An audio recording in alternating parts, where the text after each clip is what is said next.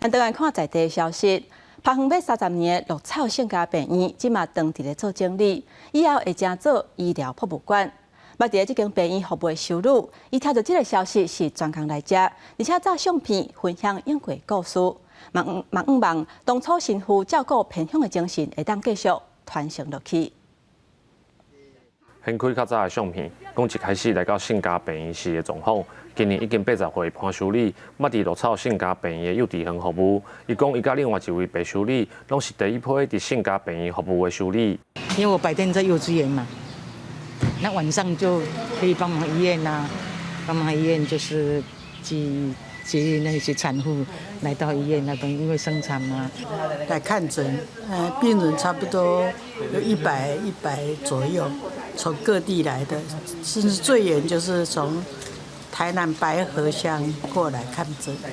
嘉义县关爱故乡公共服务协会配合天主教会嘉义教区，希望会当把这个爬远要30档的所在整理起来，成立偏乡医疗博物馆。当初伫遮服务过修理知影了后，专工落人来看，希望会当提供协助。无论是对遮要做一寡医疗博物馆，还是讲一些医疗的在宅医疗、居家医疗的部分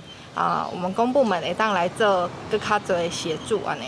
咱感觉讲这历史吼，因互咱吼绿草这个所在会做侪代志，咱心情真正足感动。是讲咱伫做遮未来，互这个所在会个呈现出来吼，较侪历史，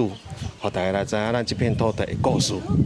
大家飞机住伫遮的情况，修理讲这是匈牙利天主教神父姚尤金甲修士刁金明伫1961年所开设的，内底的病院甲幼稚园替附近乡镇带来医疗资源甲教育空间，希望未来这个所在会当活发，互神父的精神继续照顾偏乡。